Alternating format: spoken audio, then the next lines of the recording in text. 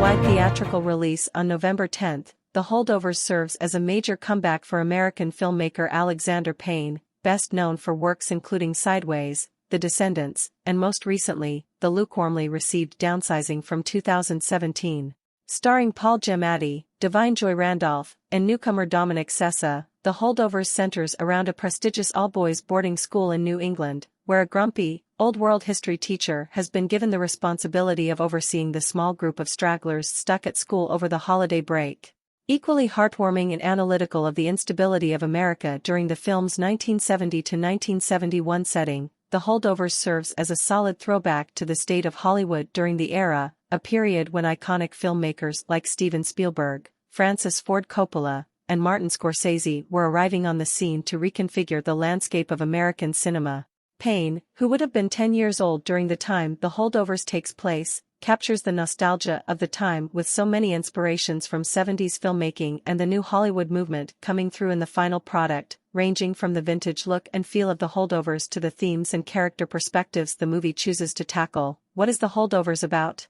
Beginning in late December 1970, The Holdovers takes place at Barton Academy, a distinguished and exclusive all-boys school on the outskirts of Boston. Just before the holiday break, Mr. Paul Hunham, Giamatti, working with Payne for the first time since 2004's Sideways, learns that he has been given the duty of watching the holdover students, the ones staying at Barton over vacation, much to his cantankerous dismay. Abandoned with his least favorite teacher and a quickly dwindling number of fellow holdovers, Angus Tully, Sessa, is a rebellious spirit, sore with his newly remarried mother, who stranded Angus at school after promising to take him along on a Caribbean vacation. Besides Paul and Angus, their only company over the holiday turns out to be Barton's kitchen manager, Mary, played by the excellent Randolph, grieving the passing of her son, who lost his life in the Vietnam War. As the three settle into their temporary routine with Christmas quickly approaching, the trio grows surprisingly closer and creates unlikely connections that prove equally rich and touching,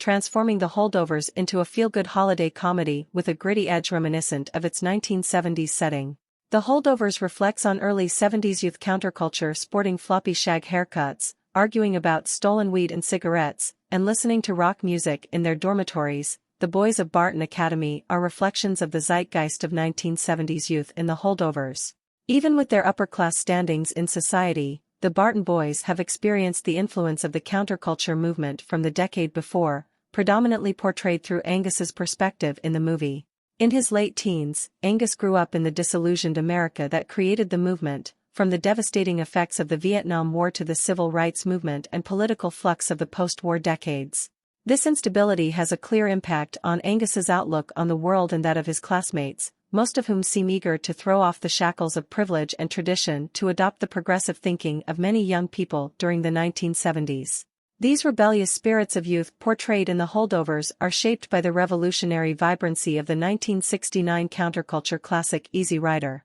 Directed by Dennis Hopper, Easy Rider is considered by many to be the first work of the new Hollywood era, when American directors of the 1970s took a more daring, auteur-driven direction with their filmmaking, rejecting the conventions of the capitalist studio system that had dominated the industry for many decades up until that point. Easy Rider and similar works from the era have seemingly marked the souls of all the Barton boys as they grow into adulthood during a time of evolved ideas and perspectives in America, and The Holdovers places a strong emphasis on these concepts through its depictions of youth culture throughout the film. With many intriguing approaches, audiences can draw connections between The Holdovers and the work of Hal Ashby, a director whose prolific filmography strongly reflected the era of feeling in 1970s America. From his directorial debut The Landlord to the cult classic Harold and Maude to the multi-Oscar-nominated Coming Home, Ashby's work during the 70s found its themes and criticisms based on the struggles faced by America, including the existential anxieties brought on by the Cold War and the racial/social disparities emphasized and brought to the forefront during the era. Numerous fascinations of Ashby's work can be interpreted from viewing The Holdovers.